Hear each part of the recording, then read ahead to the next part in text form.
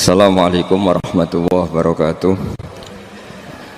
Bismillahirrahmanirrahim. Nahmaduka ya ghafuru ya syakuru. Mashalli wa sallim barik ala sayyidina maulana Muhammadin wa ala alihi wa sahbihi asma'in nama ba'du. Perlu saya sampaikan, sanad ini harus muttasil, sehingga kita tahu bahkan cara tidur Rasulullah itu miring kemana, ala jambil aiman, kemudian madhab kiblat. Sebelum tidur beliau wudu, sebelum tidur lagi baca subhanallah 33 kali, alhamdulillah 33 kali, Allahu akbar 33 kali. Sebetulnya wiridan itu sanad paling kuat itu tentang mau tidur, meskipun ada riwayat dibaca setelah apa? Sholat. Jadi makanya kita al-jamu bina riwayaten, habis sholat ya baca itu, mau tidur ya baca itu. Nah, sebetulnya habis sholat sama mau tidur itu ngeri mau tidur, karena ini kan pemanasan mati, pelatihan mati, karena satu kondisi yang ada sudah tidak bisa ikhtiar. Tapi kayak apa Rasulullah? Justru kita kondisi yang nggak bisa ikhtiar itu pesannya Nabi apa? Kamu baca ini, in mutta, kata Nabi. Ada yang baca in mitta. Kalau mau berpikir, potensi paling ngeri, bahaya paling ngeri adalah orang mau tidur, karena di situ kita tidak bisa apa-apa. Cara musuhmu mangkel beku ya karek nyembelih, cara bojomu mangkel beku ya karek ngobong, kok ini TV ini. Anda usah merasa tidak akan mengalami itu, ya insya Allah enggak itu. Tapi dengan melihat di TV semua potensi itu ada. Untuk aku turun yang kendaraan tangis-tangis yang akhirat. Kita kok Gusti kalau mau akhirat mau kecelakaan. Nah, justru mau tidur itu Nabi itu unik, kelihatan bahwa ada nubuah, ada kenabian yang luar biasa. Kalau mau tidur ada nubuah, ada kenabian yang luar biasa. Kalau mau tidur itu ada wiridannya. Saya termasuk orang yang fanatik baca wiridan sebelum tidur. Jadi jangan kira kalau selasa sholat jarang wiridan, tidak punya wiridan di tempat lain, itu sangat suudzon yang menyakiti. Saya punya cara sendiri untuk ingat Allah itu, terutama mau tidur. Sampai istri saya itu protes, Gus nak bersolat tahu mau nyekel tasbih habis tidur. Saya punya tasbih lupa jumlahnya, semuanya di kamar tidur. Ini sekaligus ijazah entah pamer kebaikan tidak tahu saya, pokoknya sudahlah husnudzon saja. Suudzonu iblis. Karena mau tidur saya pikir kalau tahu-tahu saya bangun terus ketemu mungkar nakir terus kayak apa. Sehingga Rasulullah itu ngajari kita luar biasa. Bismika wa du'tu jambi wa bismika arfa'u. Kalau mau tidur doa apa populernya apa? Bismika Allahumma ahya bismika amun. Hafalnya gitu dok. Saya hafal banyak. Allahumma rabbas samawati sab'i wa rabbal arsyil azim rabbuna wa rabbu kulli syai' falikal habbi wan nawa. Allahumma antal awalu falaysa qablaka syai' wa antal akhiru falaysa ba'daka syai' wa antal dhahiru falaysa fawqaka syai' wa antal batinu falaysa dunaka. So, itu tak baca sampai tidur. Saking kadang takutnya sama Allah, akhirnya nggak bisa tidur. Kadang sampai setengah 4 apa terus tidur baru setengah jam terus subuh. Jadi kalau melihat tren itu kayaknya saya bakat wali itu kalau trennya seperti itu terus. Tapi sayangnya tren seperti itu jarang loh. Makanya terus tidak jadi wali-wali gitu. Tapi saya ingatkan ke jenengan, sanad-sanad seperti ini tuh yang mungkin Anda lupa. Anda hanya ingat sanad misalnya ya Mu'ad inni uhibbuka faqul dubura kulli sholatin, atau fala tad'anna dubura kulli sholatin Allahumma inni ala dzikrika wa syukrika. Kamu lupa bahwa saat paling krusial dalam hidup Anda itu tidur, sehingga disebut wa min ayatihi manamukum bil-laili wan. Itu dari segi krusial, gawat darurat, setiap saat Anda bisa mati. Belum urgensinya tidur untuk melawan maksiat. Itu kalau kamu hidup di kota Demak atau kota Semarang, bener kepikiran niklap atau wong ayu-ayu seneng terminal ning ngene dalan-dalan, itu satu-satunya cara itu hanya tidur. Kowe nak melek tetap jelalatan tak jamin. Masuk ning ngarep masjid Demak nggo tasbih gede-gede. Pangeran bedelok wong liwat tuh eling lur. Barokahnya usul fikih adalah kita belajar dulu. Saya pernah musyawarah sama Gus Zufur tentang usul fikih. Usul fikih itu ada makalah, mubah itu tidak ada. Sebagian ulama berpendapat mubah itu tidak ada. Karena setiap mubah saat itu Anda pasti meninggalkan keharaman. Itsma min mubahin illa wa yatahaqqaqu bihi tarku haramimma. Tidak ada kemubahan kecuali saat itu kamu meninggalkan keharaman. Anda tidur, berarti Anda tarokkal maksiat. Anda tidur berarti Anda meninggalkan maksiat. Enggak nyolong, enggak dugem, enggak zina, enggak maling, enggak ngerasani orang. Jadi tidur itu anggap saja ya Rob, ya Allah saya mau tidur. Tidur itu ibaratun antarkil ma'asi. Jadi malaikat roket pate kandhani iki ra sekedar turu, ya kowe kudu ngerti iki ape ninggal maksiat. hitung mulai saiki bismika Allahumma ahya bismika amun. Ayo roke patit hitung, anggap ini kiat meninggalkan maksiat. Terus turun 6 jam, berarti tidak maksiat 6 jam. Meskipun akhirnya maksiat karena bangun jam 7. Artinya maksiat rasubuh gitu. Tapi betapa krusialnya ulama. Ulama lah yang mengajarkan kita tidur itu rohatan lil abdan, untuk istirahat. Kita pulih lagi, bisa kerja lagi. Pak Bupati bisa ngantor lagi, Pak Kapolsek, Kapolres bisa ngantor lagi. Semuanya aktivitas tentara bisa ngantor lagi. Memulihkan kekuatan itu ibadah. Meninggalkan maksiat karena tidur juga ibadah. Tidur saja ibadah. Ini barokatnya umatnya Rasulullah Shallallahu Alaihi Wasallam. Senyaman itu. Coba kalau kamu jadi umatnya Nabi lain, wah itu beratnya bukan main. Dan itu sesuatu yang dimintakan Allah, dimintakan Rasulullah kepada Allah, yaitu Rabbana wa la tuhammilna ma la taqata lana bih. Termasuk la tahmil alaina isron kama hamaltahu 'alal ladzina min qablina. Jangan bebankan ke umat kami sesuatu yang seperti engkau bebankan pada umat dulu. Umat dulu itu kalau mau tobat, kayak umatnya Nabi Musa pernah nyembah anak sapi, itu yang pernah nyembah tobatnya dibunuh. Liyaqtulal bari'u minkum al mujrima, yang terbebas dari menyembah anak sapi disuruh bunuh yang pernah menyembah anak sapi. Fatubu ila bari'ikum faqtulu anfusakum. Mau beratnya kayak apa? Kalau orang sekarang tobat cukup soal Pak Rosid salami tembak 100.000, dipandu caranya tobat diwari istighfar. Nomor itu penting, nomor loro seneng kiai, seneng aku maksudnya kalimatnya jelas. Itu sudah. Pokoknya jelas gak usah dibunuh, gak usah apa? Gak usah apa? Dibunuh. Sehingga tidurnya umatnya Rasulullah itu luar biasa, terutama tidurnya orang puasa. Tidurnya tasbih, tidurnya ulama juga tasbih. Karena dengan tidur itu kita tahu alamat kematian. Di mana kita masih di dunia saja punya kondisi di mana kita tidak bisa menentukan diri kita sendiri. Dan itu awal dari kita mengimani la haula wala quwata illa billah. Segagai koyok ngono ternyata ada kondisi di mana kita tidak bisa mengendalikan diri kita sendiri. Makanya disebut wa min ayati manamukum billaili wan nahar. Yang bisa menganalisis itu siapa? Ya ulama. Ulama kau tahu karena punya sanad musalsal ila Rasulillah sallallahu alaihi wasallam. Sehingga uniknya kenapa tidur itu sakral? Coba semua nabi di antara wahyunya itu lewat apa? Semua nabi di antara wahyunya lewat apa? Tidur, lewat mimpi. Inni ara fil manami anni atfahuka fanzur madza tar. Maka mimpi ini harus dikelola secara baik. Yaitu kalau kamu mau tidur, wudu dulu, baca tasbih, terus tinggalkan semua dunia, anggap saja ini pemanasan kematian. Itu insya Allah mimpinya sip pokoknya. Paling dikejar-kejar dajjal kecemplung kali, insya Allah. Tapi kalau kamu tidur gak wudu, raiso turu terus raiso turu mangan seku, raiso turu terus raiso turu mangan sek ben warak ben iso turu. Insya Allah dikejar dajjal kecekel. Akhirnya ngelindur tak karu-karuan karena tadi. Nah, sanad seperti itu yang punya siapa? Hanya ulama. Ada lagi satu contoh, ini sudah hampir 20 menit Pak. Itu saya pernah ngaji Durarul Kalami Syafi'i, mutiara-mutiara ngendikan Imam Syafi'i. Itu ulama itu mesti ngendikan itu unik. Tadi saya sudah cocokkan sama Bupati, tak tanya, Pak Bupati saya ini punya ilmu dari Bapak, mungkin pas untuk jenengan pakai. Kata Bapak, urip itu podo ya, ngadepi konco, mek musuh podo ya, malah kadang ribet konco. Dulu saya itu iskal itu janggal. Tapi setelah ngaji Durarul Kalami Syafi'i yang ada di Muqaddimah kitab Majmu', Muqaddimah Syarhul Muhadzab Imam Nawawi, Imam Syafi'i ngendikan gini, man ahsana ilaika faqad qayyadaka. Wong apiki kowe nyancang kowe. Pak Ros itu apian Mbak, kene sarang sowan mampir, gayane apian, jebule nyancang. Awas nek tekoni itu Mas. Itu faqad qayyadaka, nyancang kowe.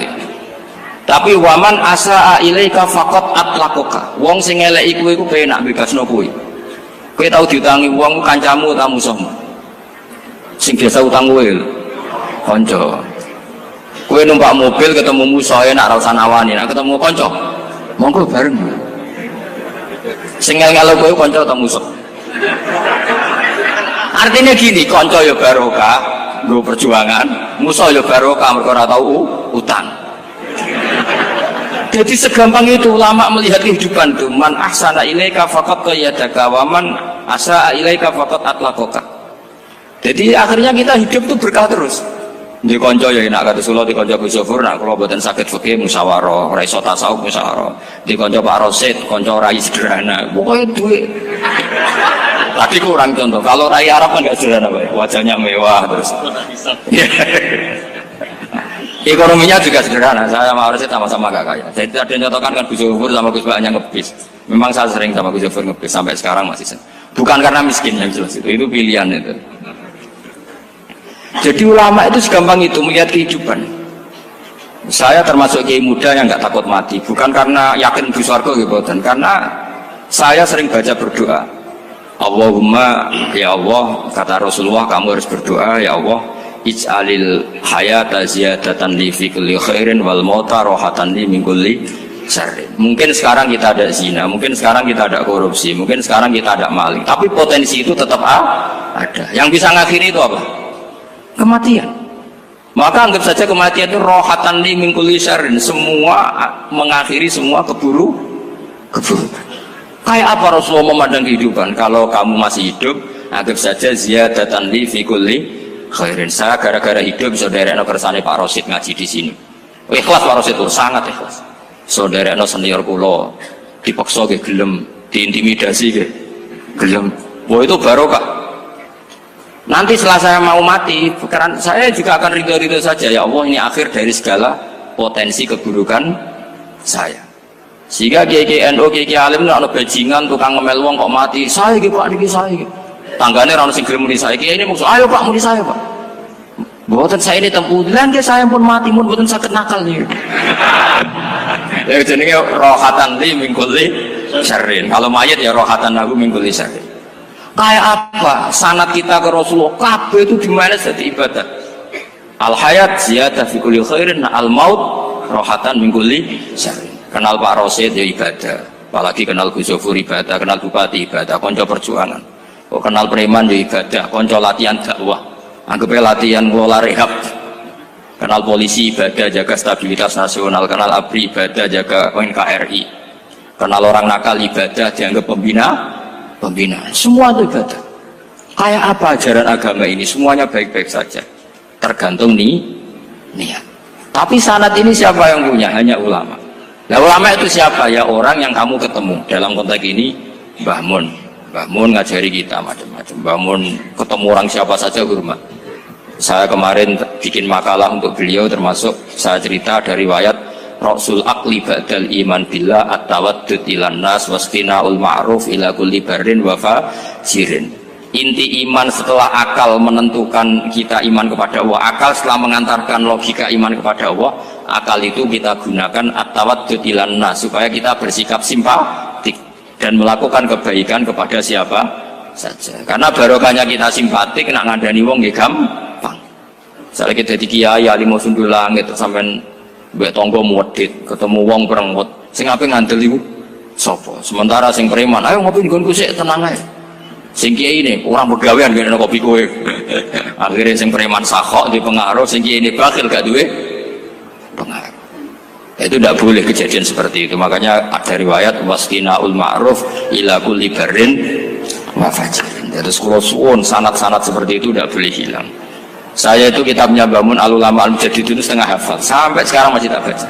Kalau mau tidur tak baca, bahkan di tas saya itu ada terus. Ya karena kalau saya di Jogja kangen Mbah Mun baca itu ketika beliau masih sugeng, apalagi sekarang. Karena jangan sampai saya ini punya fatwa yang mukhalif terhadap fatwanya Mbah Mun. Ini terus sama warning sama santri sarang, nggak boleh. Terakhir itu Mbah Mun punya kecenderungan, punya pikiran kayak Yusuf Qaradawi. Ya potensi wajibnya zakat khodrowat fawakih. Menghentikan gini sama sih ingat ketika ngaji sama Gus Zofur Pak Rosid kalau bangun guyon wong desa iku wis melarat gegere nganti kaya akeh wae bangun nyontokno gegere macul nganti kaya akeh gara-gara sing ditandur pari wajib zakat. Wong Sulawesi nandure kakao cengkeh, zaman iku cengkeh joyo berhubung ora akut gak wajib zakat padahal kaya raya. Jadi fenomena itu sering diutarakan beliau.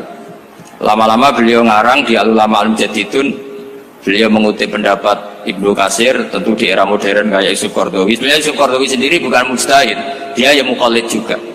Kata Ibnu Katsir, Wa mimma akhrajna lakum minal ard, yang harus dizakati adalah ma itu umum, apa saja yang keluar dari bumi. Maka kecenderungan Mbah Mun akhir-akhir itu beliau fawaqih khudruwat itu dizakati. Tapi beliau tentu tidak ilzam ya, karena beliau sangat syafi'i. Tapi ini kan saran yang baik lah menurut saya. Apa susah sih jadi wong lomo gitu. Wong dadi wong medhit kok bila-bila. Lah nek kowe takok takbirin ndi Gus, nak khudrawat fawaqih, melon, kakao, tebu wajib zakat. Takbire iku lomo iku apik, medhit iku elek, ngoten mawon.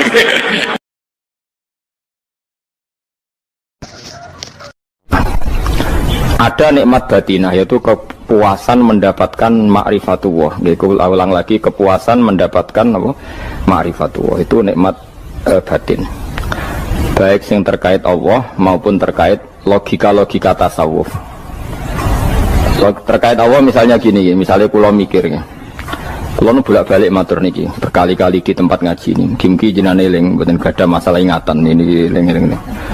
Eling-eling tenan. Wong nak soleh, ya soleh, soleh. Cek soleh mulai cilik, cek soleh dadakan terus husnul khotimah. Pokoknya napa? Soleh.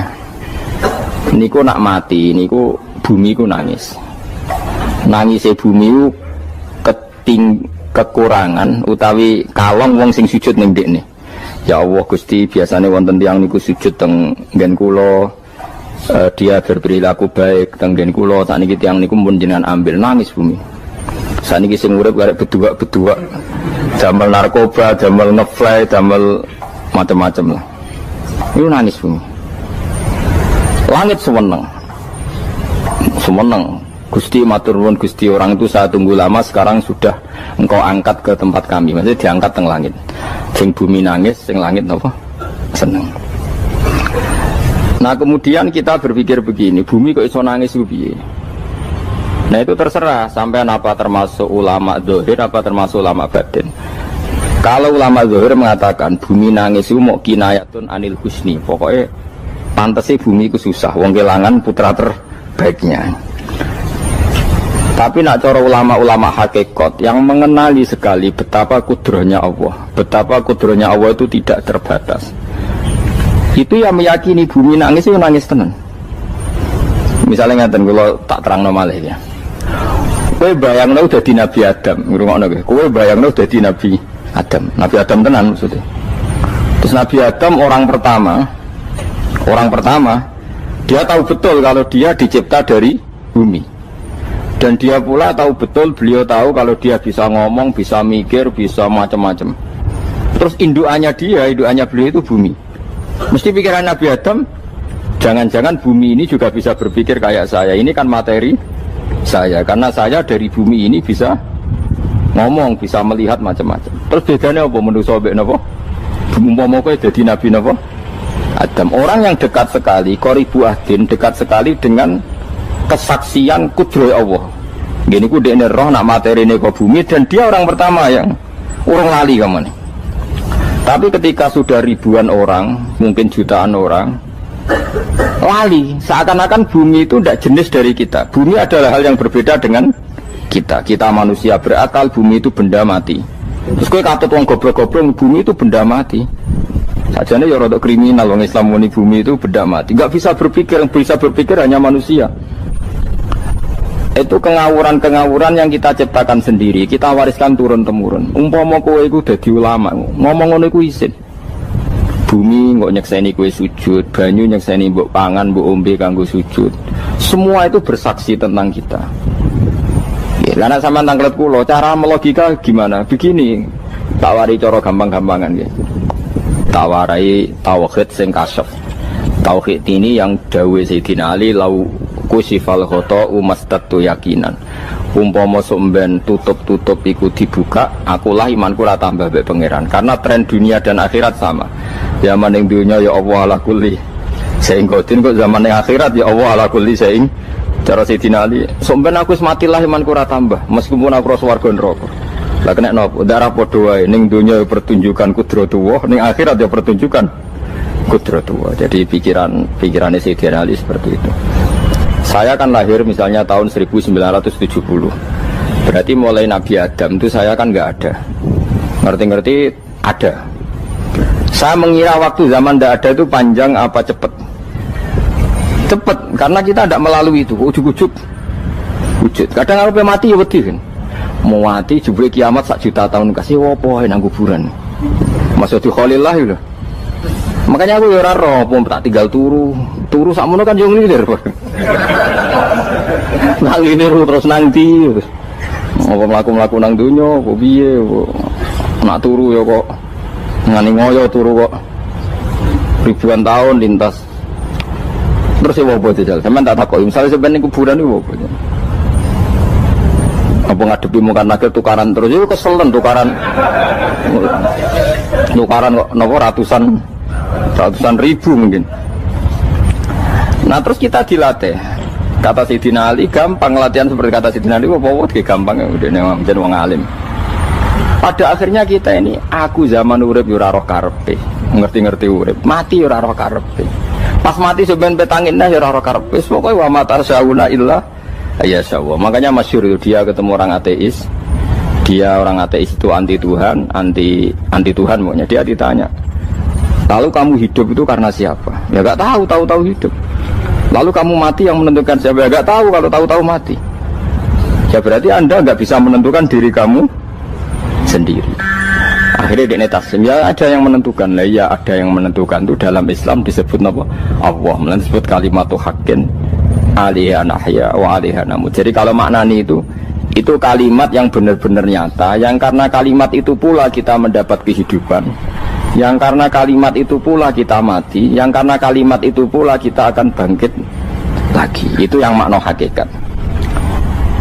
Tapi kalau makna syariat nggak begitu. Kalau makna syariat begini, dan ini benar juga. Mengenai kena ada di ulama, ciri utama ulama itu jami'ul bayan. Dia kalau menjelaskan itu indah sekali dan orang pasti taslim. Sama saya tak warai tenan.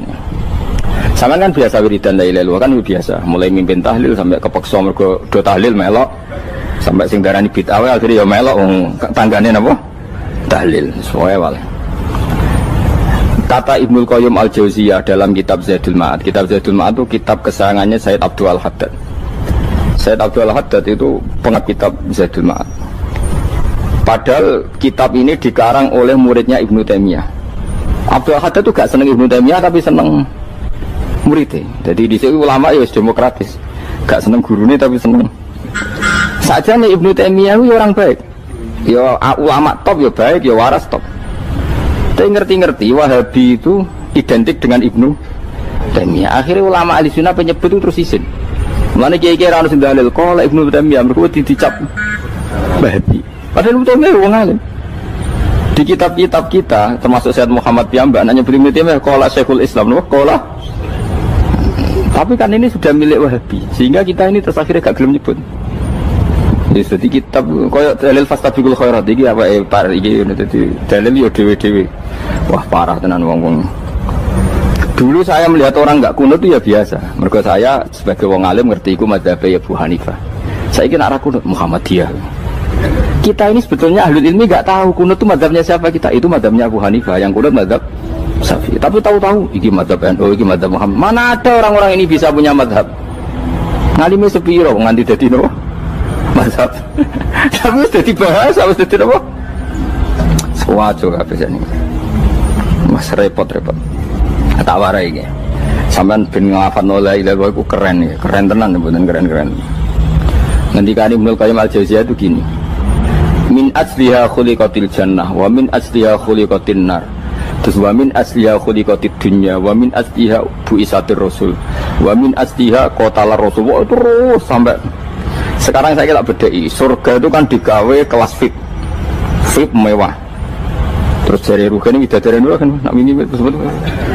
Kira 70, wayu kabeh kan, rano sing keriting, wayu kabeh terus gak tahu delok wong liya kan. Kadang bojo kita wis elek cek delok. Oh iya, bidadari sifatnya maksuratun fil khiyam, jadi gak tahu keluyuran ning ndi. Wayu kabeh. Lek surga yang semewah itu selek itu ya bagi mereka sing lafadzno atau yang menerima la ilaha illallah. Neraka sekarang dibikin dalam itu.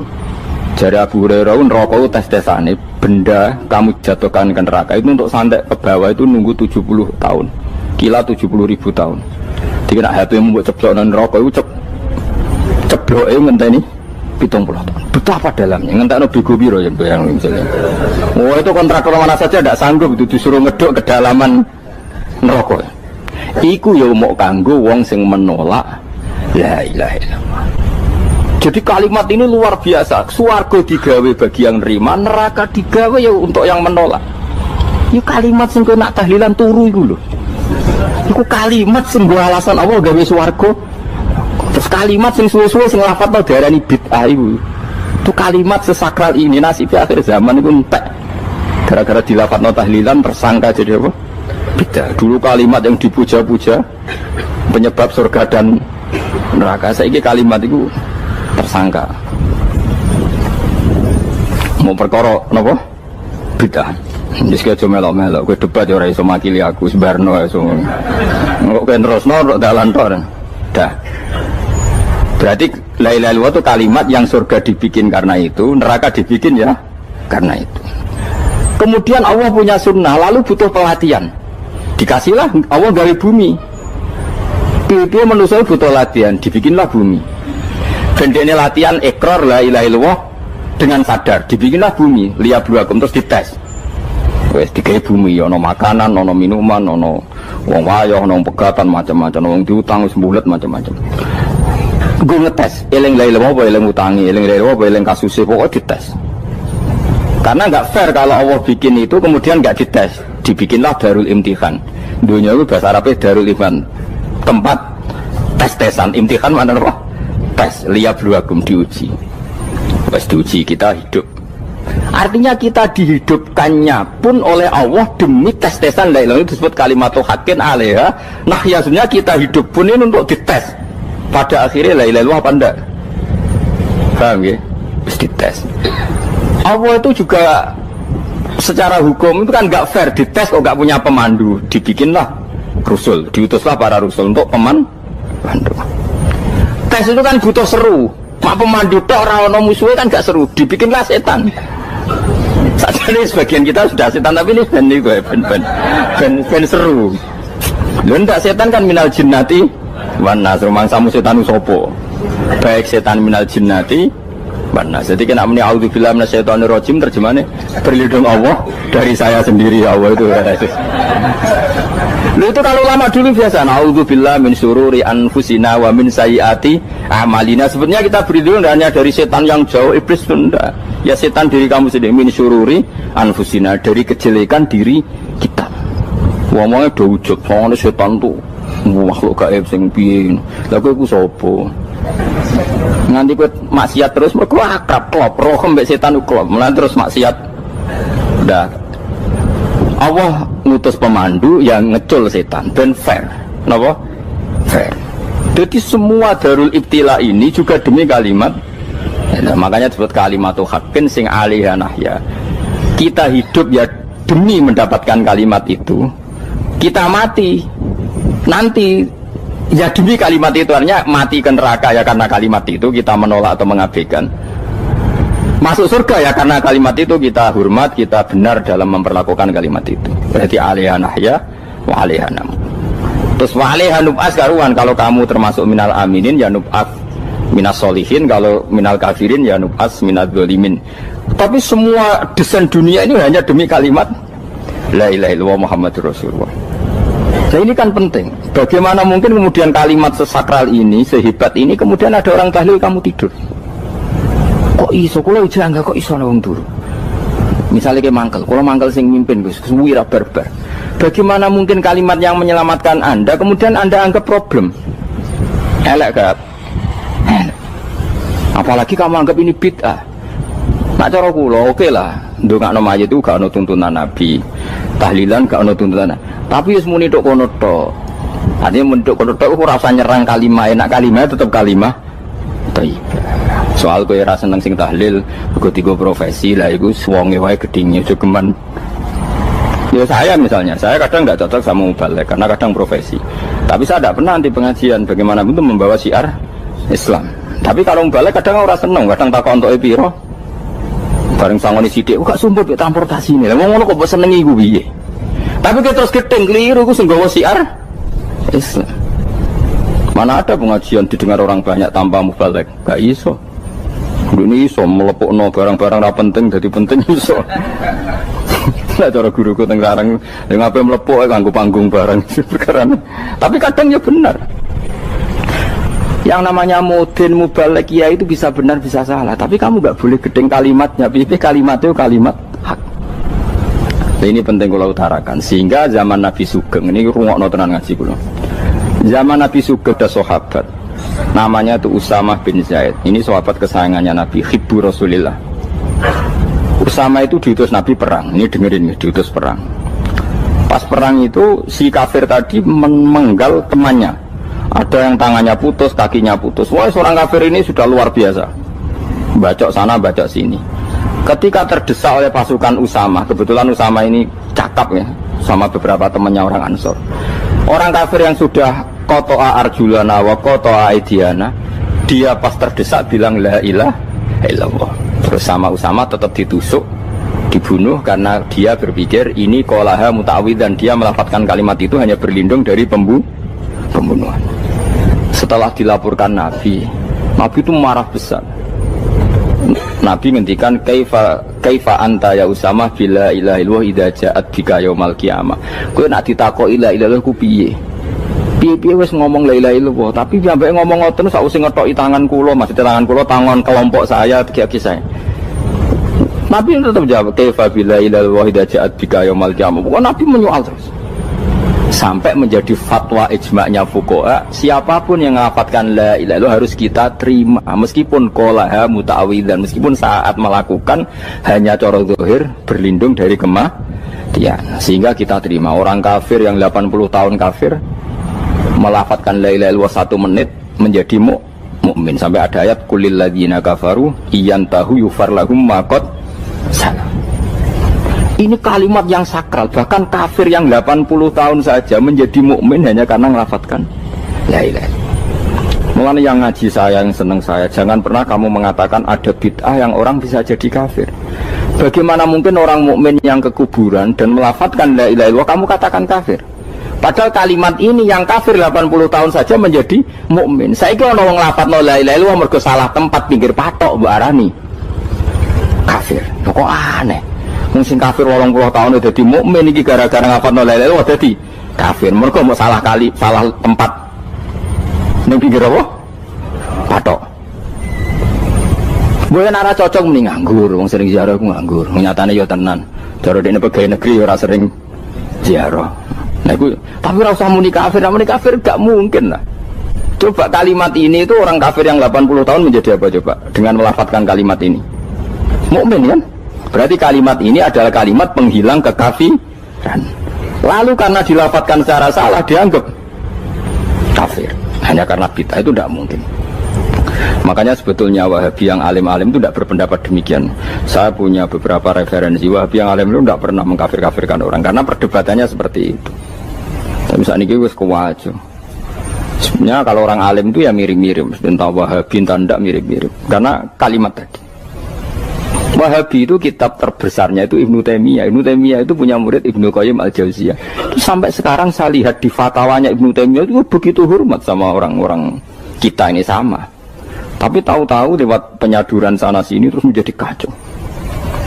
Jadi kalau balik ini malah sampai anak kepengen dua nikmat batinah seperti tadi yang saya utarakan. Swarga dicipta sedemikian mewah ya demi yang menerima la ilaha illallah. Terus neraka dibikin se ekstrim itu juga bagi yang nolak. Kemudian dibikin daru pelatihan yaitu dunia ya karena kalimat berarti kalimat itu luar biasa. Wa biha qamatis samawati wal ardu. Kalimat ini pulang menjadikan langit bumi berdiri. Lalu sekarang kita bisa ngomong, bisa berpikir, bisa ngadekno BPKB macam-macam. Itu karena kita sendiri apa karena kudratullah? Saya tanya. Karena kudratullah. Kalau karena kudratullah, apa susahnya Allah bikin kemampuan tanah ini nangis, tanah ini susah. Wong podo-podo kowe iso nangis, iso mikir ya mergo kudratullah, ndak karena kamu. Harusnya ya sama, bumi-bumi ini bisa menangis juga karena kudratullah. Makanya bumi ini menangis ketika enggak ada orang yang sujud. Itu ya mungkin. Wong zaman kowe iso nangis ya krana kudratullah, mestine bumi yang kamu katakan benda mati, hakikatnya dengan kudratullah juga sama dengan kita. Mulane tengene kitab Al-Husunul Hamidiyah, kula ngrasa utang tenan mbek kitab. Dulu saya ngaji 2 tahun kitab Al-Husun. Kitabnya kecil tapi saya ngaji itu 2 tahun. Berkali-kali saya ulang. Itu beliau cerita gini. Dia yang ngarang itu orang alim, kebetulan dia orang India. Memang kelebihannya kitab dikarang orang Arab itu luweh bulat. Wong Arab kan semuanya Islam, karangannya itu standar. Ini dikarang orang India. Di Tonggo Blodor, di masjidnya, dikarang ulama yang masyarakatnya itu udah karu-karuan. Dia cerita itu gini. Manusia itu punya satu kebodohan, di mana kebodohan itu disebabkan oleh Robtul Asbab Al-Adiyah, mengkaitkan sebab sing biasa-biasa. Misalnya gini. Sama saya kita omongi, misalnya ada orang bilang gini, batu ini nanti itu menjadi ayam. Orang bilang mukhal apa enggak? Enggak, jawab saja. Mukhal. Kenapa bilang mukhal? Karena dikira enggak bisa kan? Enggak, jawab saja. Jawab satu-satu. Batu ini menjadi ayam. Kamu jawab mukhal. Alasannya apa? Alasannya enggak mungkin terjadi apa kamu enggak bisa? Sebetulnya karena kamu enggak bisa. Udah. Lau ukhbiro dzakar rajul, andai kan orang itu kamu kasih tahu, klungsu ini biji asem itu, biji pohon asem itu. Nanti yang kecil ini suatu saat besar. Setelah besar buahnya banyak, tambah besar. Terus orang bilang mungkin. Ketika bilang mungkin itu karena dia bisa apa hanya karena menyaksikan berkali-kali ada kejadian nak klungsu ditandur, iku iso dadi gede. Coba sama jawab. Karena dia bisa apa karena hanya menyaksikan itu sering terjadi? Hanya misalnya. Artinya zaman dia mengatakan mungkin itu pun tidak memberi kontribusi ikut buat. Iya enggak? Tetap bergantung kudrahnya Allah. Dia hanya bilang mungkin karena sering melihat. Sebenarnya dia enggak sama sekali memberi kontribusi.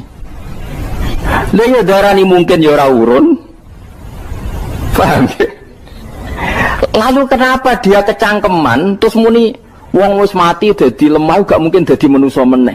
Lho zaman dadi manusa sing wis ngene iki kok mani dene lara melok gawe. Terus muni mungkin mergo sering terjadi, sering roh, sering bersaksi. Berarti sebetulnya manusia itu pakai ukuran dia mampu tidak mampu apa pakai ukuran bersaksi melihat. Bersaksi. Nah, ini kan problem kita sebagai manusia itu problem. Mulane disebut wa kanal insanu dzaluman jahula wis goblok aja. Mergo manusia ku nak wis goblok aja. Makanya saya kemarin diminta ngisi di pondok kajen. Kalau sampean berdebat sama orang ateis atau orang komunis itu gampang saja. Dilatih begini seperti teorinya Quran. Ya nanti saya teruskan ini tak ulang lagi ya. Saya ulang lagi ya.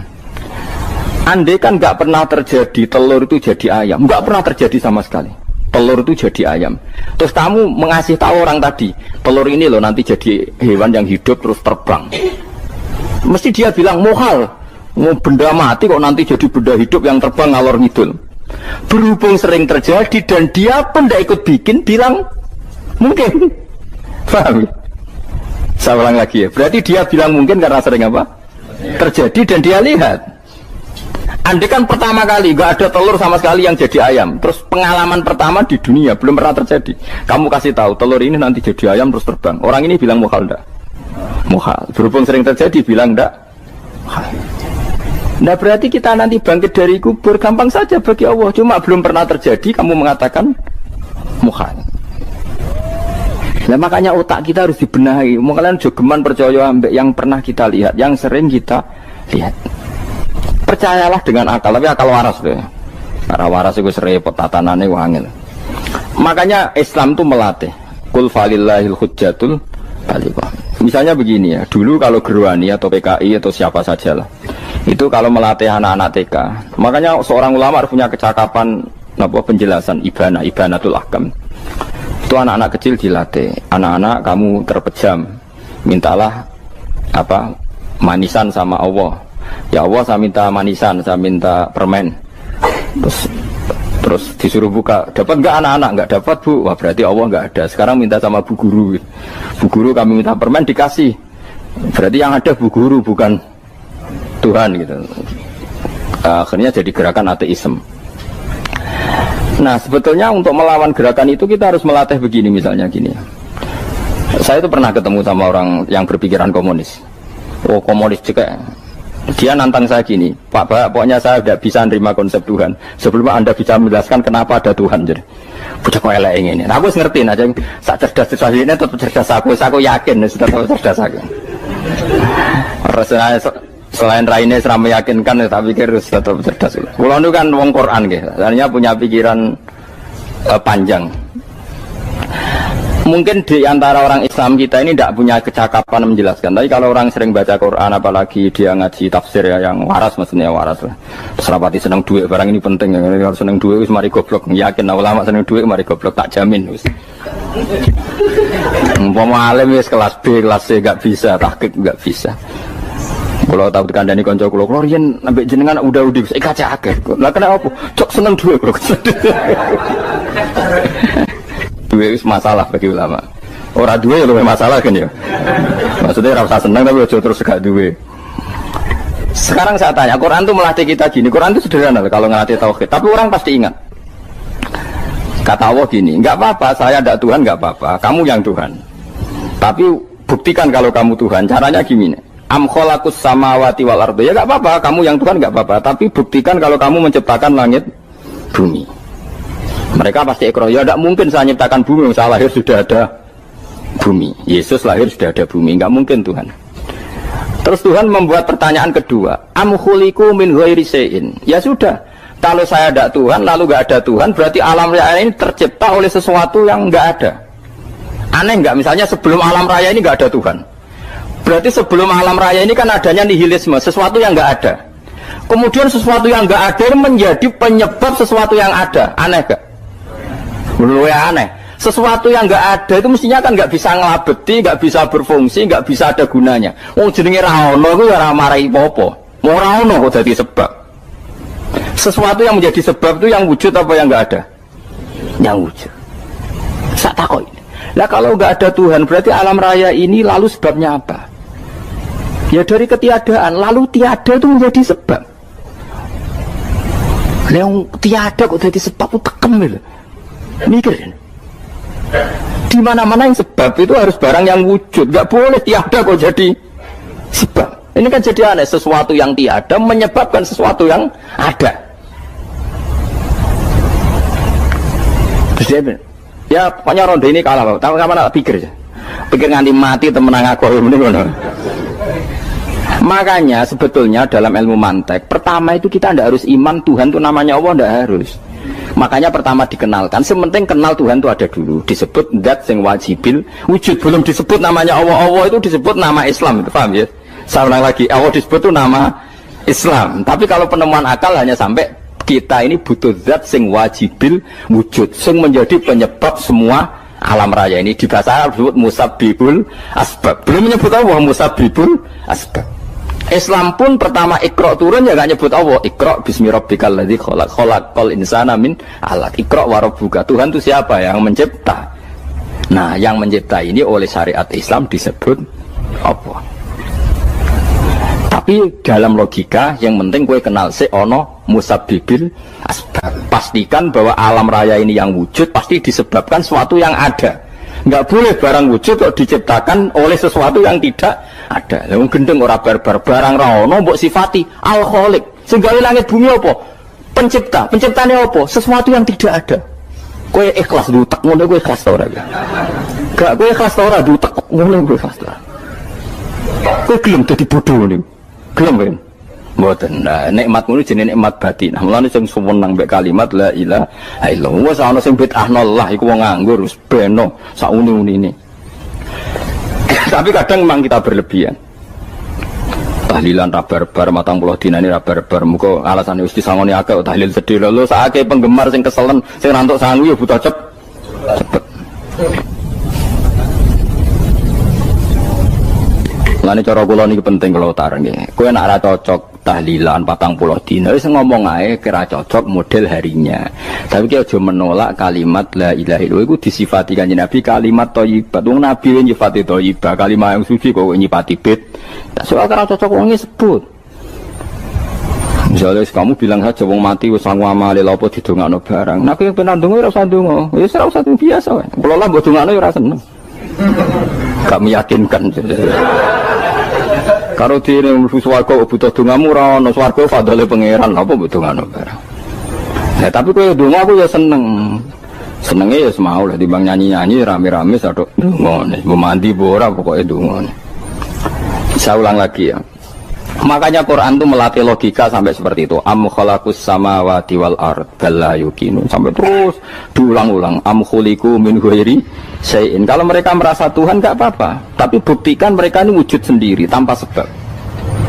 Atau begini, kalau mereka tidak tahu sebab pencipta langit bumi, mereka sendiri suruh yakin kalau mereka adalah penciptanya. Am humul khaliqun, enggak apa-apa. Ya tapi masih Abu Jahal gendeng lah, masih Abu Lahab ngawur lah, nak takoki, ya wes pangeran kowe wae sing gawe langit bumi. Penggemarnya saja pasti tertawa. Mosok Abu Lahab darani pencipta langit bumi, wong lahir ning bumi. Tapi Quran oleh nggo jawab, am khalaqus samawati wal ardo. Apakah mereka menciptakan langit bumi? Bala yuqinu, mereka pun tidak pernah yakin. Jadi itu pangeran. Makanya di mana-mana orang alim itu suka debat. Karena pangeran sendiri kalau menjelaskan kebenaran seringnya juga nantang debat. Kata Allah, Qul ara'aytum ma tad'una min dunillah aruni madza khalaqu minal ardi am lahum syirkun fis samawat. Enggak apa-apa mereka Tuhan kata Allah, tapi buktikan zaman langit diciptakan mereka memberi kontribusi apa? Apa urun bego, apa urun cagak, apa piye lah pas aku gawe langit iku dekne urun apa jare am lahum syirkun fis samawat. Misale urun apa lah? Urun tol ta urun apa lah. Itu pangeran. Mereka kan pasti menjawab enggak. Terus itu nih kita biming qobliyada. Kalau kamu nggak percaya Quran sebagai kitab, nggak apa-apa. Tapi buktikan kamu punya kitab tandingan. Nggak, mereka nggak punya juga. Atau gini, nggak usah Quran, nggak sakralan. Au atharotim min ilmin, atau kajian ilmiah yang membuktikan bahwa Yesus itu Tuhan, atau yang membuktikan bahwa berhala itu Tuhan. In kuntum shodiqin, nggak apa-apa. Kalau kamu benar buktikan. Nah, itu makanya semua nabi itu punya kecerdasan. Karena tadi nabi kadung nantang itu nih kita biming qobliyada. Au atharatim min ilmin in kuntum shodiqin. Tapi sekarang orang alim soleh itu jarang. Yang ngono ngerung soleh rapati ngalim, nggak sing alim biasanya rapati soleh. Aku itu masuk rontok-rontok, ya rontok soleh ya rontok, tapi lumayan masih menjaga hujjatullah tadi. Sebab itu ulama dulu mengajarkan Allah itu siapa? Disifati zat sing wajibil wujud. Karena alam ini kadung ada. Kalau alam ini kadung ada, pasti penyebabnya sesuatu yang wujud. Tapi kalau wujudnya mungkin, bahaya. Wong sing gawe wae wujude terima mungkin bisa wujud bisa tidak. Makanya dipermanenkan yang gawe alam ini zat sing wajibil wujud. Sing wujudnya wajib. Wajib itu enggak bisa enggak pasti wujud. Nah terus kita kenal itu namanya khaliq, itu musabbibil asbab, itu khaliqul asya. Lalu oleh Islam zat yang demikian itu disebut Allah. Terus jadi la ilaha illallah. Nah orang yang bertauhid gini tentu punya kenikmatan batin yang luar biasa. Sehingga saya bayangkan nanti mati yang ngono biasa wae kan. Gusti zaman kula teng donya ora melok ngatur oksigen, ngatur nyawa, ape mati ndak ra ngoten. Mulai dari Sidin Ali, jenengan jemben nak mati tambah pinter apa biasa? Ya biasa wae. Ning bumi yo ndelok kudrohe Allah, kok ning akhirat ndak ra padha wae ndelok kudrohe Allah. Mulane beliau masyhur guyonan beliau lau kusifal ghata mastatu yakinan. Soben aku nek mukasafah ning akhirat imanku yo ora tambah ya biasa wae, standar-standar wae. Maksudnya kowe ning donya ujung-ujunge paling pokok ya menyaksikan kudratullah, soben ning akhirat ujung-ujunge paling pokok ya delok kudratullah. Ning donya saiki Allah ya matlubi sing kita cari, soben ning akhirat ya Allah matlubi. Paham ya? Artinya hukum dunia dan akhirat itu sama. Kita di dunia golek ridhanya Allah, ning akhirat ya golek napa? Ridhanya Allah. Lah soal kecil itu, tapi ning akhirat kan masalah pun rokok masalah, itu utang ditagih yo masalah, kere suwi ku yo masalah. Ya biasa jenenge makhluk anane masalah. Sing ora oleh di masalah pangeran. Pangeran jodohe masalah. Biasa wae. Terus niki kula mulai saking penjelasan nggih kias Ali itu analogi kias ya, analog terus tenggene ilmu usul fikih itu ada kias itu kan kias aulawi dari bawah dikiaskan ke yang lebih apa atas. Ada kias setara namanya kias musawah setara. Ada kias fahwal khitab, maknanya ya orang pasti sadar kalau maknanya seperti itu. Sampean saya kira bedhe jawab mau biasa mau. Bodoh ya pantas, pinter ya pantas jawab ya. Kalau bolak-balik ngaji menerangkan. Kita ini hidup itu menjadi tahu apa malah menjadi tidak tahu gara-gara hidup. Nah, aku mari ke goblok sih, ora oleh. Gara-gara hidup menjadi tahu. Yo, ora sing bener gara-gara hidup menjadi tidak tahu. Kowe goblok itu sebab apa? Sebab tahu apa sebab tidak tahu? Wes gak polling gak apa-apa. Ayo 02 sik sebab tahu. Ini yang syukuran. Tahu. Hidup itu menjadi tahu menjadi tidak tahu. Menjadi tidak tahu. Gue Mas 01 gue. Oh. Menjadi tahu. Nah gue tengah-tengah.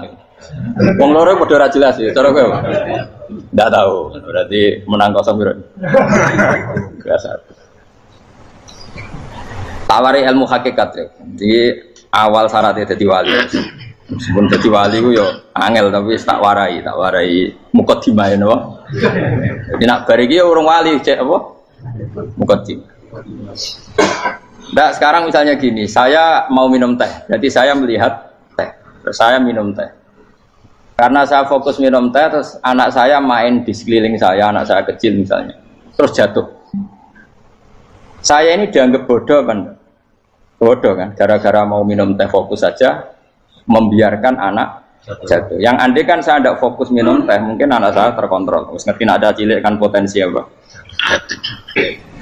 Begitu juga dunia. Gara-gara kita delok babunan ayu-ayu, delok gemerlapi dunia politik, delok hal-hal yang enggak penting, akhirnya melupakan hal yang penting. Sekarang misalnya Allah itu Ar-Razzaq, pemberi rezeki, Allah itu Al-Mudabbir sing ngatur dunia. Gara-gara Fauzi terus meyakini satu makhluk apa yang menyelamatkan Indonesia. Ini kan dari iman kepada Allah menjadi iman kepada itu tidak boleh sih. Iman ya baik pangeran. Jadi dunia itu biasa ya. Oh, nomor itu kok iso nentokno. Cuma ya tetap berorganisasi secara duniawi, tapi tetap sih menentukan. Ini rungono tenan awas. Nah karena kita hidup maka menjadi tidak tahu. Kita tahu itu menjadi tidak tahu. Surgono sehingga nanti tak terangkan sekian dalil dari Quran dan hadis. Gara-gara saya fokus minum teh terlena mau ngopi, wah sena isu ngopi. Gara-gara terlena itu anak saya jatuh, menjadi tidak tahu. Begitu juga dunia. Makanya Allah sering memberi nasihat, fala taghurrannakumul hayatud. Kamu jangan tertipu oleh kehidupan dunia. Ibaratnya Allah menimpi direm, dat paling penting, paling pokok. Tapi kamu abaikan. Kamu bilang jabatan penting, teman penting, mitra pejabat penting, komunitas penting. Kamu sampai lupa bilang nah Allah itu lebih penting. Nah, ini sudah mulai kena hijab. Nah orang yang kena hijab ini nanti tidak bisa masuk surga karena Allah duka dengan duka marah besar. Allah ngendikan kalla innahum ar-rabbihim yauma idzil lamahjubun. Orang-orang ini nanti ketika di akhirat terhijab dari saya. Karena zaman yang dunia ya tau roh aku. Kenapa kok terhijab? Justru karena ada yang diketahui. Justru ada yang diketahui. Contoh paling mudah itu copet atau lonte atau koruptor atau apa saja. Misalnya nyuwun sewu orang jadi copet itu kan nomor 17 atau misalnya jadi pekerja seks nakal itu kan nomor 17 atau 18. Hanya karena pernah mendapat rezeki dari judi misalnya atau dari transaksi yang haram. Terus dia bilang gini, aku nak jadi copet mangan kopo. Aku nak judi mangan kopo. Aku nak gak jadi wong nakal mangan kopo. Padahal dia 17 tahun nyatanya bisa makan, birizkillah apa? Tapi pernah merasakan 1-2 bulan dari rezeki haram, dia menvonis seakan-akan tidak bisa makan kecuali dari rezeki haram. Ya itu tadi gara-gara tahu nikmatnya uang yang sepintas lewat haram, nyopet atau korupsi, terus menafikan nikmat-nikmatnya. Jadi dari tahu nikmatnya nyolong atau korupsi menjadi tidak. Makanya kalau dalam ilmu tasawuf itu gini Fuad Walian, manusia sekarang itu tidur, kalau mati baru bangun. Jadi cara ilmu tasawuf itu anna sunyamun wa idza matu intabahu. Mungkin ada yang hafal tapi ra paham. Jadi rata terang. Annasu niyamun wa idza matu intabahu. Manusa kabeh sak donya iku turu. Nek wis mati lagi tan. Mergo kena wis mati iku lagi roh. Jebule sing hak tenan iku sujud ning pangeran. Sing hak tenan iku subhanallah walhamdulillah. Sing hak tenan iku muni Allahu akbar. Kae zaman ning donya dintekno kowe ngomong Amerika super power. Kenal presiden penting, kenal menteri penting, kenal kiai gede penting. Iku mbok entekno. Barang-barang sing cara akhirat gak mendesak mbok entek. Wong nak ramangan mati, nak ra duwe gaji sumpah, pensiun sumpah. Hal-hal nanti setelah di akhirat kamu hanya tahu satu kalimatul haq, yaitu kenangan terbaik kamu di dunia itu sujud. Jika kamu getun ketika hidup tidak pernah sujud. Makanya kata Rasulullah, nanti kamu tahu ketika di akhirat hatta takuna sajdatul wahidatu khairan minad dunya wa ma fiha. Sehingga kamu nanti tahu bahwa sujud satu kali itu lebih baik ketimbang dunia dan sisi. Karena ternyata setelah kamu di akhirat, yang layak jadi poin kamu hidup di dunia itu hanya apa? Sujud. Nah, yang dunia kan WA penting, HP terbaru penting, babonan penting, mutra penting, ngomong terus berjuta-juta kalimat. Hanya karena kamu hidup. Kalau saya mati, kau ngerti, kau kabeh dak. Maka ilmu kamu itu setelah mati, lagi ilmu terlambat. Nah, pas ilmu mau terlambat itu Allah duka, kalla apa alhaqumut takatsur hatta zurtumul maqabir kalla saufa ta'lamun summa kalla. Terus kalla law ta'lamuna ilmal yakin la tarawunnal jahim. Pas kowe ilmumu wis bener, Gusti ternyata penting sujud teng jenengan, ternyata penting jenengan Allah. Pas roh pas waya mlebu neraka, kok wis kecewa. Ya saiki tapi waya mlebu neraka, roh wis terlambat. Mane tak warai saiki bener roh pas waya mlebu neraka. Kalau nak roh terlambat, pas roh waya mlebu. Sehingga ketika Allah melehno wong kafir, melehno itu mencibir orang kafir. Kata Allah begini. Ini mungkin yang hafal Quran bisa dicek lagi. Fakashafna anka fito akafa basarukal yauma hadid. Jadi kata Allah ngomentari orang kafir ketika di akhirat, laqad kunta fi ghaflatin min hadza. Kamu lupa kan kalau ada akhirat seperti ini, kata Allah. Fakashafna anka fito aka. Sekarang kamu saya kasaf, saya buka semua fakta. Fa basarukal yauma hadid. Sekarang pandangan kamu tajam. Dulu di dunia bilang misalnya seks penting, dugem penting, narkoba penting, maksiat penting. Kalau enggak gitu saya pusing.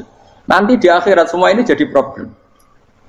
Artinya apa? Gara-gara di dunia melihat gemerlapnya dunia, dia menjadi tidak tahu pentingnya Allah, tidak tahu pentingnya akhirat. Maka dengan hidup malah menjadi tidak tahu. Maka untuk menjadi tidak tahu itu sebabnya dua. Makanya polling 01 dan 02 sama benarnya tadi. Gara-gara tahu yang menjadi tidak tahu, gara-gara tidak tahu yang menjadi tidak tahu. Tadi misalnya kamu fokus ya, misalnya Rukin jelalatan untuk cawe itu, fokus untuk cawe itu, gak Allah waktu ngarepe kejengkang, kesandung. Berarti gara-gara melihat menjadi tidak tahu.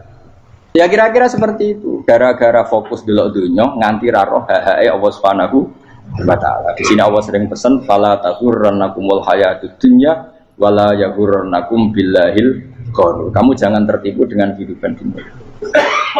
Makanya saya itu orang yang paling fanatik sujud. Soalnya kalau suwun jenengan sing sujud. Mau usah sujud salat lima waktullah nikmati. Karena sekali kamu terbiasa mensifati dunia ini penting, nanti kamu akan lupa mensifati akhirat itu penting. Dan itu awal kamu tergelincir dari ansawa isabil, dari jalan yang benar.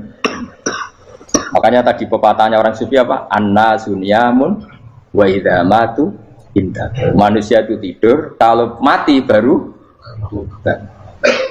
Terus contoh kedua begini. Kenapa Allah begitu murka ketika orang tidak mengerti hak-haknya Allah? Bukan karena Allah anarkis atau keras. Memang secara akal pasti begitu. Saya sampai tak beda ini, lihat contoh gampang-gampang saja, tak wari logika. Kalau ada orang buta lewat kemudian nabrak tembok, karena apa? Karena buta kan? Buta itu maknanya apa? Tidak tahu. Akibat tidak tahu, nabrak tembok. Ya kan? Karena tidak karena tidak tahu nabrak tembok, karena tidak tahu terjatuh di sungai, karena tidak tahu terjatuh di jurang. Sekarang juga sama. Orang karena tidak tahu pentingnya agama, tidak tahu pentingnya Allah, kemudian dia fokus ke duniawi. Akhirnya ya nabrak tembok. Natijanya sama enggak? Saya ulang lagi ya, orang buta karena tidak tahu nabrak tembok. Orang fokus untuk perempuan cantik atau melihat apa, kemudian dia tidak tahu depannya juga nabrak. Untuk menjadi nabrak itu syaratnya tidak tahu apa tahu? Bisa dua-duanya. Tidak tahu ya sebabnya nabrak, fokus ke yang lain ya bisa. Nah, maka tidak tahu ya sebab nabrak, fokus ke yang lain juga sebab.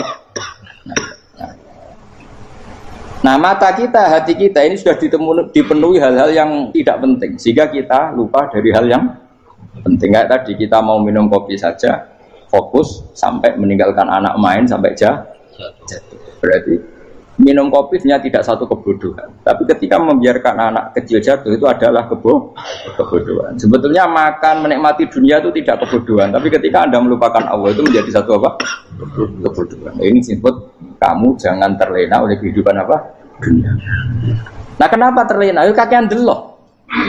Mulane Nabi itu ora tau delok dunia. Nabi, saya ini tak latih gitu wali, tapi mukadimah. Kulon itu belum pernah delok. Saya pernah punya kakak wakil bupati, punya teman gubernur banyak tuh. Oh delok susu ora wani. Mergo kuwatir seneng. Nabi itu pernah, Nabi itu jenenge manusia, pernah lewat itu. Kemudian tonggo-tonggone Nabi kebetulan pas pulang bawa unta-unta banyak. Itu Nabi melihat mungkin 0, sekian detik. Itu istilori pangeran. La tamudanna ainaika ila ma mata'ana bihi azwajam minhum zahratal hayatid. Jadi misalnya kayak roke misalnya dulu wong numpak Alphard pejabat ono sing bukakno. Enak aja nak jadi wong ngene iki. Kalimat itu direkam oleh Allah. Bahwa Mustafa pernah ngomong enake dadi wong iku numpak Alphard ono sing bukak. Tapi kan tetap kirim. Sehingga nanti di akhirat kalimat itu direkam misalnya nanti ternyata yang numpak Alphard misalnya nyuwun sewu misalnya yang numpak Alphard tadi tetap di neraka, kamu ya ikut di neraka. Karena dia menikmati Alphard lali akhirat, kowe yo ngangen-angen kepengen seperti itu. Maka poinnya sama. Mlebu neraka bareng.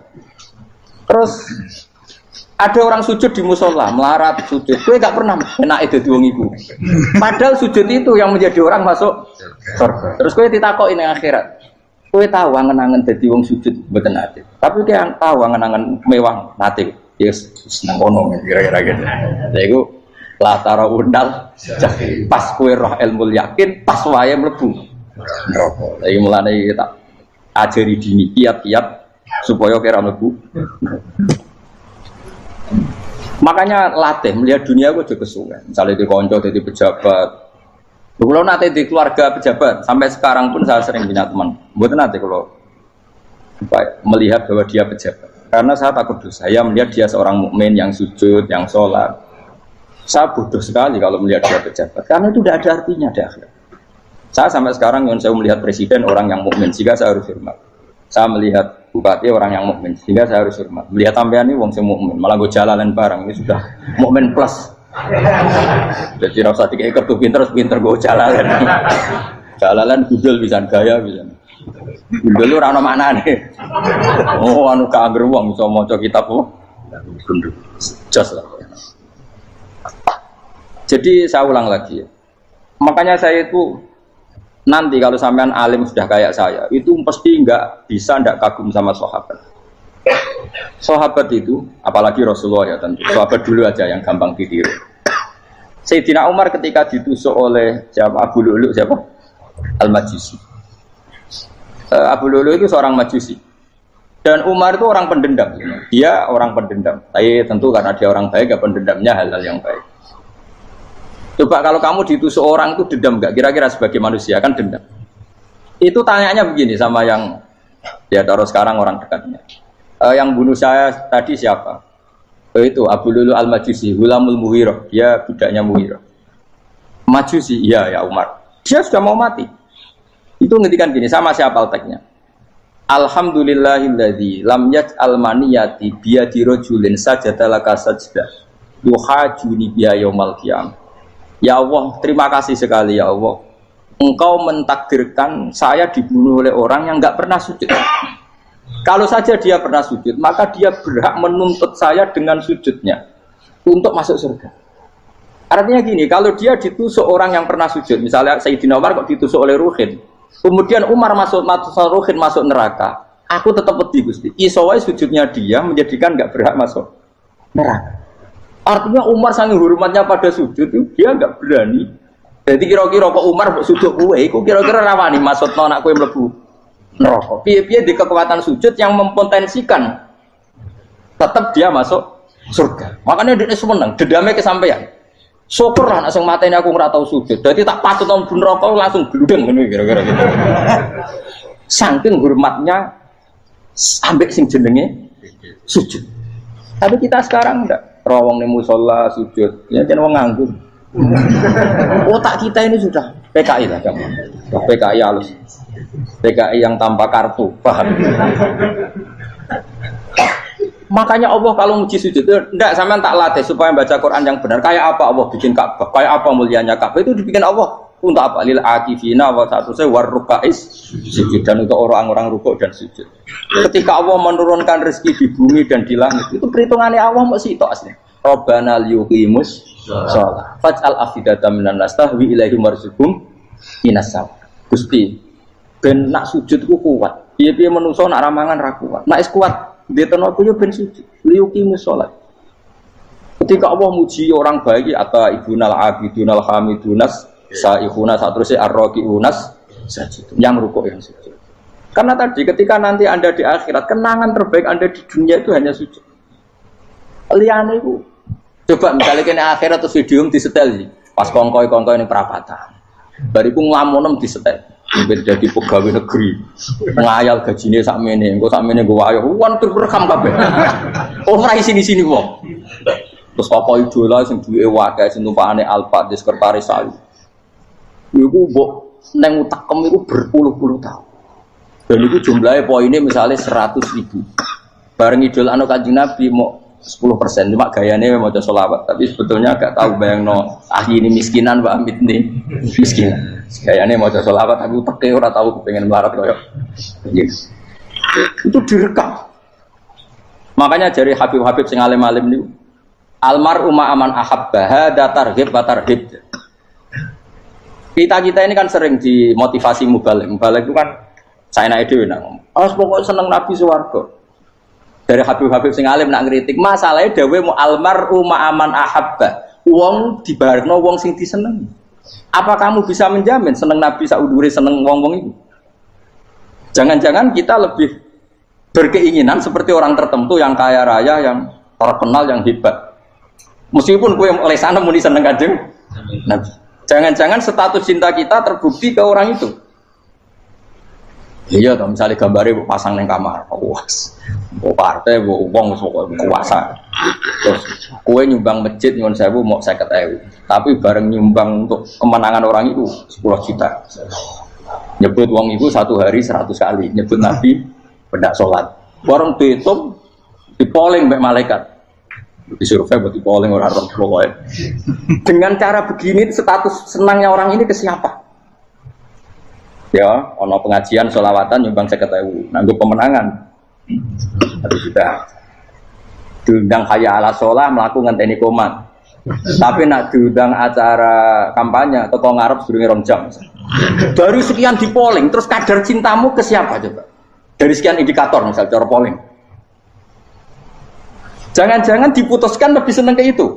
Ya sudah almarhum aman. Makanya kata orang-orang alim almarhum apa? Orang itu terserang disenangi. Masalahnya kita ini tidak ada jaminan lebih senang Nabi. Ya orang ada jaminan ya saya aman misalnya. Hitung dewi-dewi. Rasa menang terus kok begitu. So wis kadung tuh, so wis kadung. Makanya Sufyan Ats-Tsauri itu jadi wali kurang sama mergo ibadah akeh mboten. Sufyan Ats-Tsauri gurunya Imam Syafi'i. Jadi wali itu sederhana. Sama tak ceritane orang-orang jadi wali dengan cara yang sederhana. Tapi kan niru copy paste ya, artinya orang apa ya, KW lah. Kalau niru gak apa-apa, tapi KW kebaikan. Sufyan Ats-Tsauri itu ditanya, kenapa kamu sedekat itu sama Allah dan Anda keramat? Jadi resepnya begini dok. Saya itu belum pernah ke masjid nunggu adzan. Paling gak setengah jam, 1 jam sebelum adzan itu saya sudah ada ke masjid. Ditanya, kenapa begitu? Ketoknya kok kawula sing elek, moro ngenteni diceluk. Terus ngerti nak wayahe yak mono kok Allah nyeluk. Misalnya saya punya cah dalem atau saya punya karyawan, tiap jam 8 itu buka toko. Nah, bayangno itu juga. Saya punya karyawan tiap jam 8 tugasnya buka. Selalu buka tokonya ngenteni tak panggil. Rohen, koko buka, siap. Tapi besok yo ngono lagi, jam 8 buka, siap. Tiap hari gitu, kira-kira ngedarani karyawanku goblok apa sopan? Kira-kira enggak jawab deh. Goblok kritik gak usah gitu. Nah, Sufyan Ats-Tsauri tidak mau gitu. Wis ngerti nak Allah ya mono wayahe manggil. Dadi ya kerja malu wis ning kono. Dadi nek Allah ayala salam pun Gusti. Ayala salam pun teng mriki. Iku sudah dadi wali. Oh iku saya buat tiru tapi kawe lho, gak masalah. Tapi ini kan resep, no? Lho mangkel lo gak kira-kira. Ana karyawan tiap jam 8 kon buka toko. Selalu marane ngenteni di pagi. Jadi wali dulu tuh punya cara muamalah sama Allah tuh luar biasa. Ya ora usah mbok tiru terus men dadi wali wis ra iso kadung salah. Biasa wae. Aku lah nganti saiki ya biasa wae. Aku mau masjid ngenteni mekumat ya biasa wae. Tapi aku kan iso dadi wali lewat jalur liya lah aku ya. Jalurku kan akeh. Mulang ya mari wali, sabar ning coba ya mari wali. Jane ana jalur fikir ya mari wali kan. Tapi kan loro, fikir loro. Jadi Imam Adil ya wali, di bojo judes iku wali masyhur. Ana wali mu barokah di bojo judes. Iki ya jalur dadi wali. Wah lebih ngeri lagi.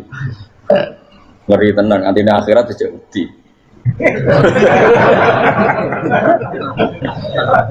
Jadi anak jote wae kan.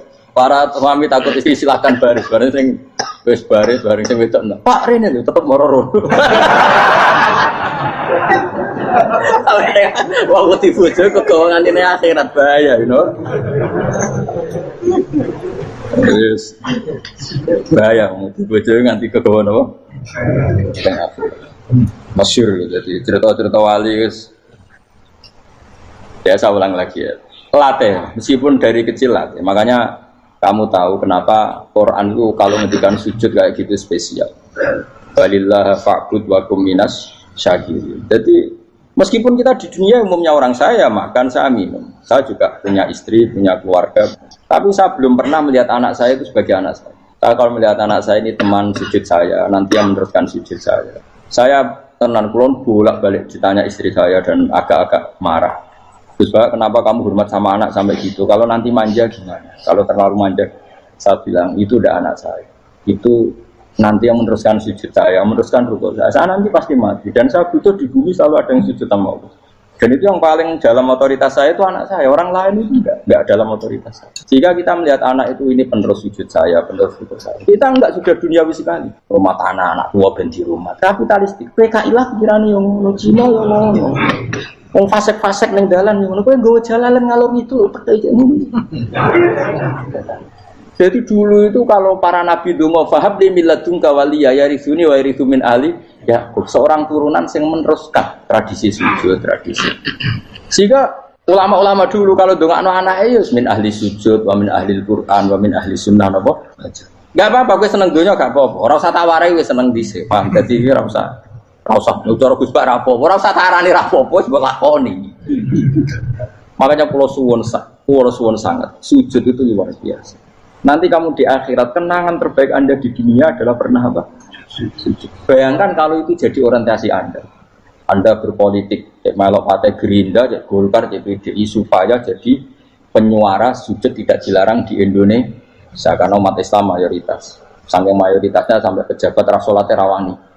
Beberapa pejabat rasolat bakal dipilih. Itu berarti kamu berpolitik niat bikin satu pressure supaya standar orang benar adalah sing nopo sujud itu ya benar. Kok yang kaya kerja biar bisa beli tanah untuk masjid, yang orang miskin ikut menopang supaya masjid itu berdiri. Semuanya orientasinya menuju apa? Sujud. Jadi tidak sujud itu harus jadi wong khusyuk sing goblok sujud terus. Tahu-tahu negara dikuasai komunis misalnya, terus akhirnya sujud gila. Termasuk menciptakan satu suasana Islami di negara ini juga berarti menciptakan keberlangsungan sujud, karena dengan suasana Islami berarti sujud tidak dilarang bahkan dianjur dan sebagainya. Ini penting saya katakan karena kalau tidak diingatkan ruwet. Nabi itu pernah punya anak dalam itu setelah mau boyong orang santri itu ditanya, kamu minta apa sama saya? Ya Rasulullah kasih waktu 1-2 hari mau saya pikir. Karena yang menanyakan orang yang sayyidul awalin wal akhirin setelah sekian 2 hari, minta apa kamu? Jalur Anda gak tanggung-tanggung. As'aluka murafaqataka fil jannah. Saya minta jadi temanmu di surga. Oh, Nabi kaget tuh. Kok kalian diwarai wong? Mboten terjemah mari. Kok Nabi diwarai wong ndak ada ya. Terus, kenapa kamu minta itu? Kata tadi, kalau saya minta dunia itu nanti zailah. Dunia itu pasti hilang, faniyah pasti hilang. Maka yang abadi adalah saya jadi temanmu di surga. Tapi apa kata Rasulullah Jabe? Fa'inni ala nafsika bikasrotis sujud. Ya sudah, kamu bantu saya, kamu memperbanyak sujud. Kayak ada. Nabi pun mintanya fa'inni ala nafsika bikasrotis sujud. Saya bantu untuk menolong diri kamu, kamu memperbanyak apa? Sujud. Makanya di pertama surat turun itu ada wasjud, kamu bersujud dan kemudian mendekatlah kepada Allah. Tapi sekarang enggak, karena kita kena hijab duniawi. Mitra penting, semuanya penting, dan semuanya penting itu makna di hati kamu adalah hadun. Bahkan ngidolakno kiai perkara hadun nafsu, enak dadi kiai gede. Wah, teko ditolak al-badru. Wale naku widato MC ini muni Saiful Fadilah wal Karomah, bos sauni-unine MC. Baru disangoni dihormat. Tekan muji ulama wae dari segi ya, baru bisa wayo akeh macam-macam.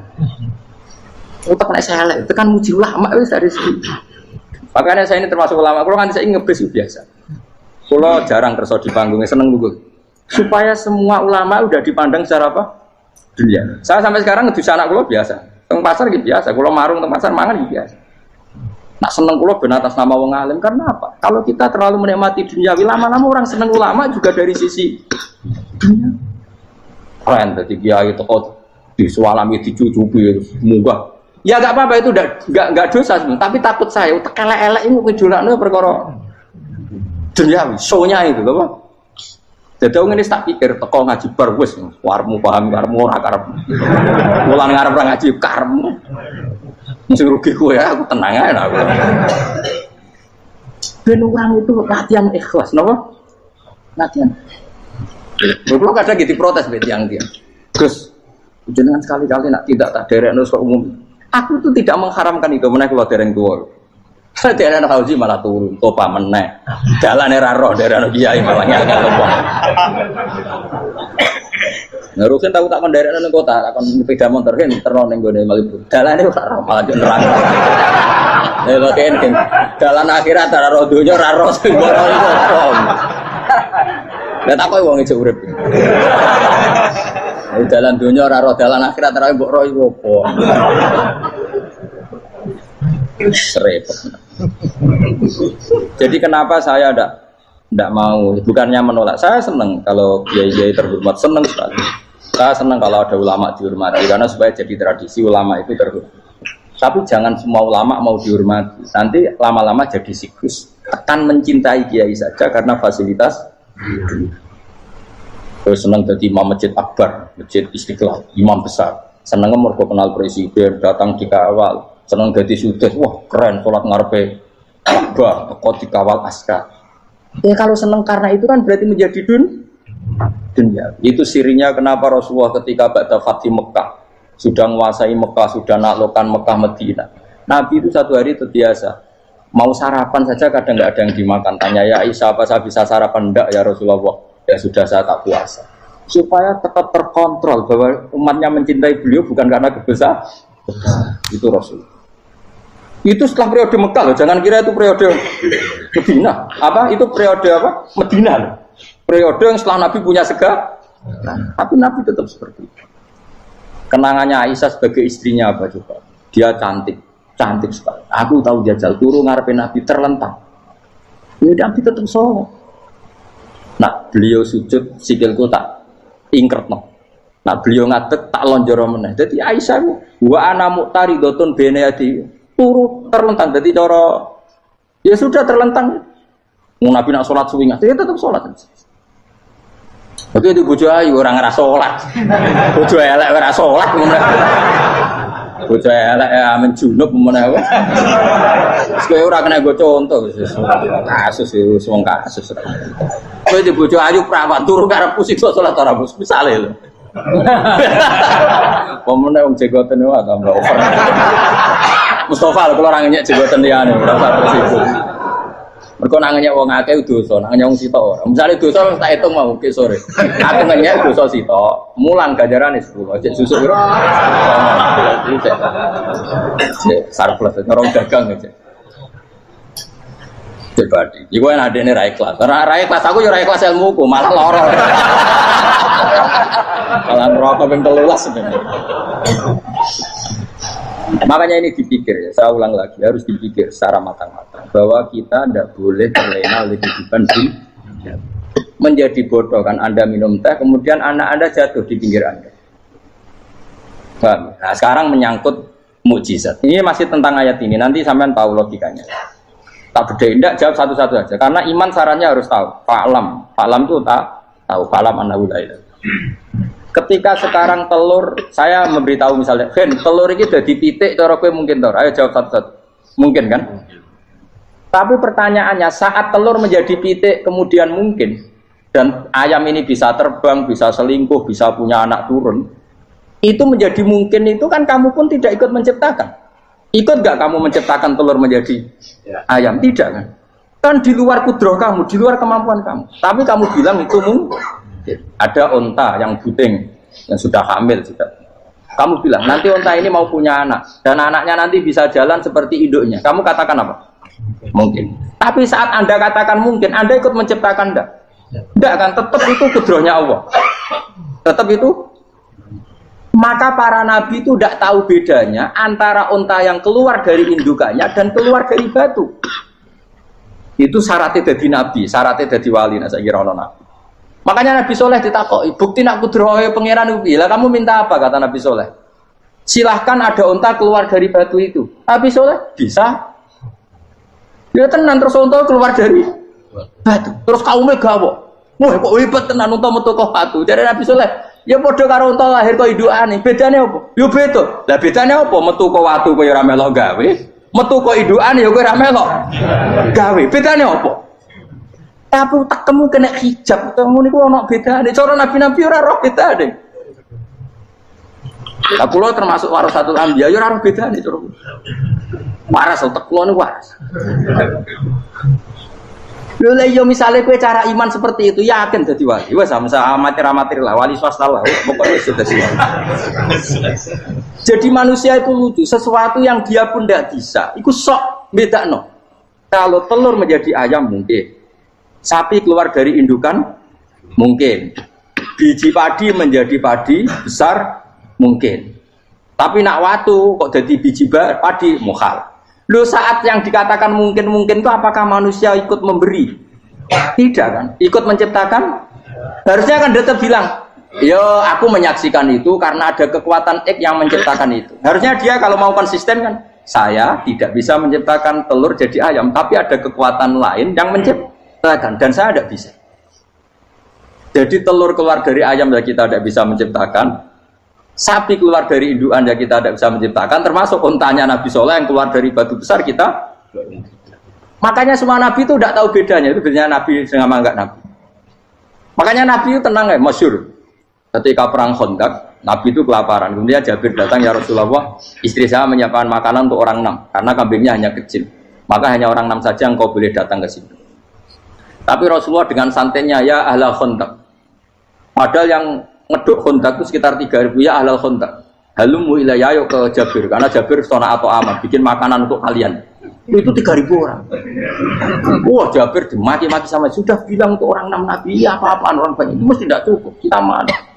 Nabi santai, bilang ke istri kamu Jabir jangan buka makanan itu kecuali. Ya, pakai Nabi matur untuk mengira. Gusti ini cukupkan untuk orang banyak. Sama Allah di ACC ya terus cukup. Karena bagi Nabi tahu betul. Sekarang ketika beras menjadi beras, apa dalam kudroh kamu, dalam kemampuan kamu? Enggak kan? Ketika sistem tubuh kita makan kemudian jadi kenyang, apa dalam kemampuan kamu? Kue muni mangan maknane sego bolebokno mulut, terus kue darani punya kemampuan makan. Apa setelah itu kamu mengendalikan sistem saraf kita, sistem urat kita? Enggak kan? Jadi Nabi itu raro bedanya, justru itu jadi Nabi. Karena dia nggak pernah terjebak, Nabi nggak pernah terjebak oleh yang dili. Makanya cara pangeran, wa ma min dabatin fil ardi wala ta'iri yatiru bijanahihi illa umamun amsalukum. Ketika orang kafir minta bukti kudrohe Allah iku apa? Kayaknya Nabi didono manuk. Lah manuk terbang bukti kudrohe Allah. Ya biasa mat manuk terbang, wis suwe nak manuk terbang. Bukti kudrohe ning ndi? Lha iku tekek wis emper. Lha bukti kudrohe ya kowe ra iso gawe kan?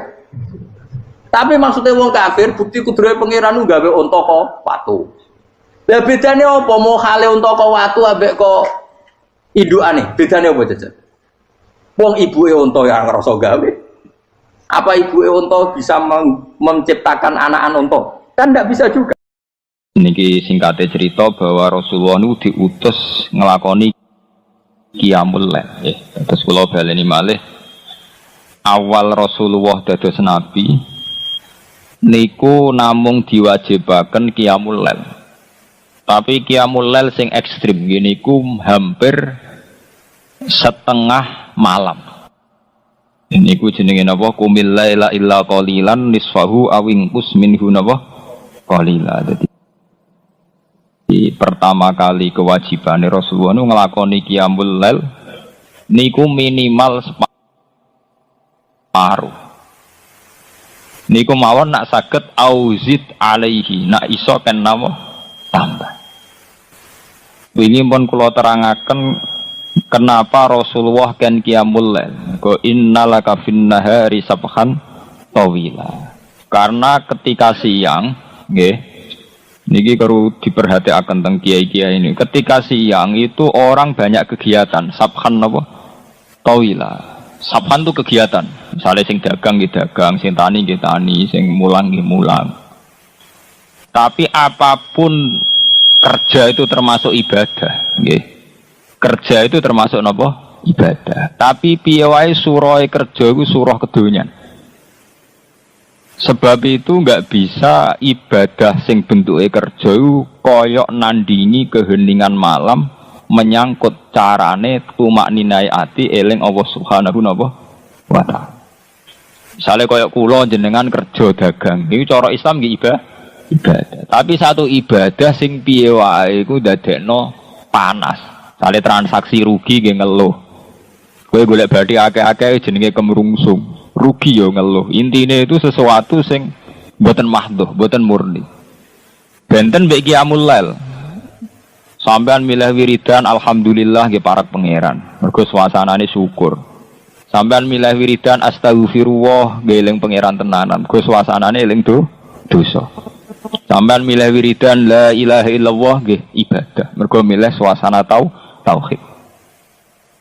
Lah wiridan bengi niki sing disebut pangeran innana syi'atal laili ya asyaddu wat'aw wa aqwamu napa kila. Piye wae wektu bengi ni wektu sing paling pas nggo eling Allah secara murni, secara tulus.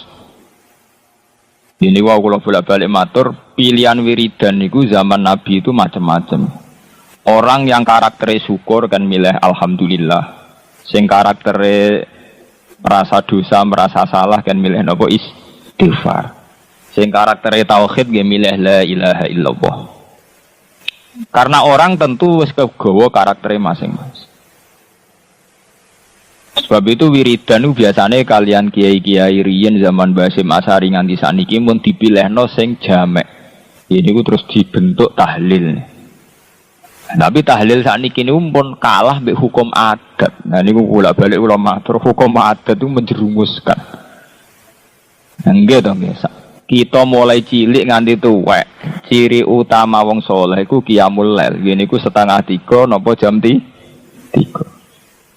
Mergo ngendikane pangeran wa bil asharihum yastaghfirun. Nah istighfar ning wektu sahur. Tapi tahu-tahu ana hukum adat istighosah kubro. Kerene nak ning lapangan. Kerene nak pangdam teko bupati teko. Lha iki ape takorup apa keren-kerenan. Ukuran sukses nak bupati ini teko, gubernure teko. Ya memang ndak jelek, tapi ya luwe apik dibanding ketoprak ngono ae. Tapi kan artinya bandingannya minimal sekali. Mergo aturan dasar istighfar tawabil asharihum yastaghfirun. Neng waktu sahur mereka melakukan istighfar. Quran nyifati tiyang sae nggih ngoten tatajafa junubuhum adil madji yad'una rabbahum khaufau wa tama. Tatajafa dadi benggang apa junubuhum lambunge wong akeh anil madji saking nggon turu. Jadi nak dalu tangi mergo kepengin yad'una rabbahum khaufau wa tama.